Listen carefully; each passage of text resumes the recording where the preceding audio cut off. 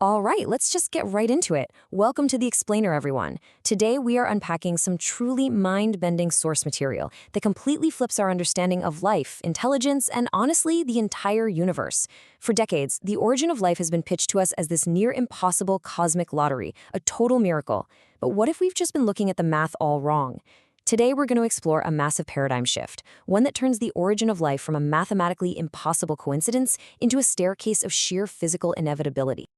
Okay, let's dive into this and map out our intellectual journey. We're going to hit 6 key areas today. 1.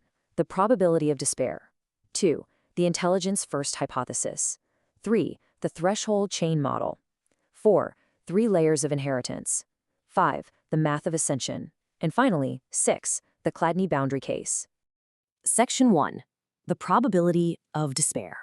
Or what I like to call the illusion of the miracle. Just take a second to wrap your head around this number. 10 to the power of negative 120. That is essentially a decimal point followed by 119 zeros and a 1. It's astronomically impossibly small. It represents the exact probability of a minimal, self-replicating RNA molecule forming just by random chemical chance. To put that into perspective, even if you took every single atom in all the oceans on Earth and let them randomly shuffle around for the entire age of the universe, you wouldn't even come close to hitting this arrangement by pure chance. It is a strict mathematical impossibility. If life was just a random lottery, we simply shouldn't exist. But here is the incredible secret. Life is not a random lottery. It's a directed thermodynamic staircase. This is where we introduce the effective search space, often written mathematically as omega effective. In non-equilibrium environments, places with constant massive energy flowing through them, like deep-sea hydrothermal vents, the available chemical possibilities actually shrink. It's not a blind, chaotic search at all. The constant flow of energy creates a sort of groove, actively pulling the chemistry in a highly specific direction. So that terrifyingly massive space of random possibilities, it gets violently reduced by the sheer laws of thermodynamics. Section 2. The intelligence first hypothesis. It's time to rethink the math. So, what if we ask a radical question? What if we've been looking at it backwards? We call this concept weak intelligence, or the formation of a proto-mind, a primordial generative model. Now, actually scratch that. Don't think of a brain. Don't think of human consciousness at all.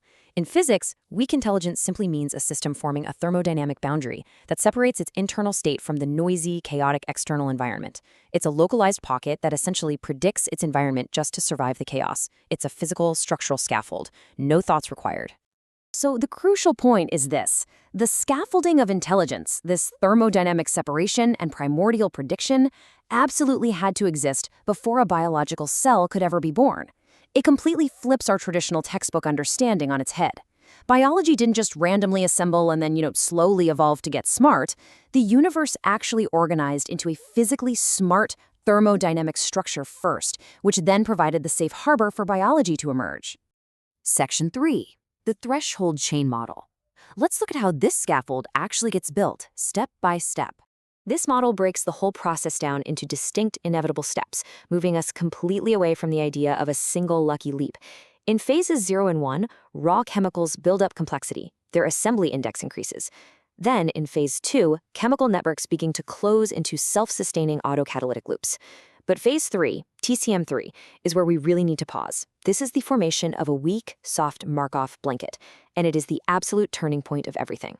TCM3 is literally the exact moment the magic happens. A very specific mathematical metric called the information curvature difference, or delta R info, spikes.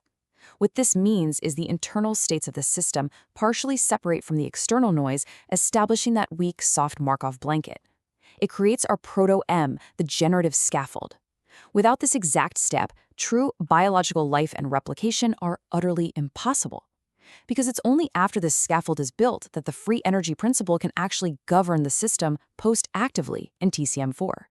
Section 4. 3 layers of inheritance. How intelligence leaves structure behind.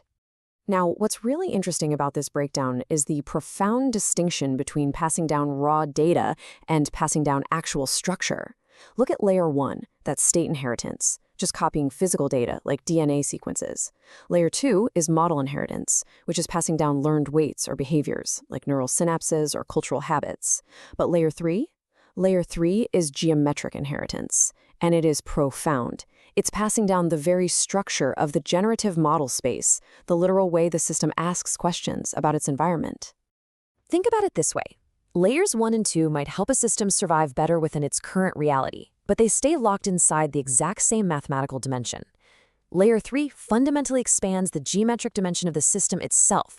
It passes down the very curvature and biases of the cognitive space. If you want to go from a single cell to a multicellular organism or from a single brain to a complex, thriving society, you absolutely must inherit the geometric structure of the generation space itself. This is the true engine of evolution. Section 5. The math of ascension. The super-additivity equation. Just let this equation sink in for a second. The dimension of m global is strictly greater than the maximum dimension of any of its individual parts, mi. This elegantly simple inequality is the mathematical definition of true hierarchical ascension. What it's saying is that the whole has literally unlocked a completely new dimension of mathematical freedom that absolutely none of its individual components possessed on their own. And this brilliantly illustrates how life separates itself from a simple physical phase transition. When cells bind together to form an organ, or when humans network to form a society, this super-additivity equation has to be satisfied. It prevents the system from getting permanently stuck in a local optimum or rut. But to open up that new dimension, the system requires a directional bias, a developmental bias field that essentially points the way forward and upward. Section 6. The Chladni boundary case. Why sand can't evolve.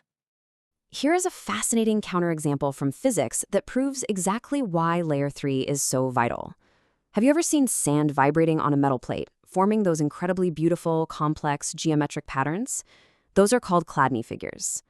The wild thing is, the physics governing that vibrating sand perfectly mimics the free energy principle. The sand actively minimizes its predictive error by finding the quiet nodes on the plate. But unlike biological life, the sand completely lacks layer 3 geometric inheritance. Let's see how this builds to our ultimate conclusion. Because it lacks that layer 3 inheritance, the story of the sand ends at a physical phase transition. The Chladni sand grains brilliantly follow an effective potential gradient. The macro pattern absolutely solves the physical environment it is placed in, but the system has no internal bias. It has no inherited geometric structure telling it what dimension to open up next. Therefore, the sand makes a beautiful pattern, hits its local optimum, and then just stops forever. Biological life, armed with layer 3 geometric inheritance, never stops. It constantly breaks through and climbs the mathematical hierarchy. So we've seen how the impossible wall of coincidence is shattered by a thermodynamic scaffold, leading to the continuous ascension of life through entirely new mathematical dimensions. If the origin of life was driven by weak intelligence building that very first scaffold, we have to ask ourselves, what completely new mathematical dimension is our collective human intelligence building right now?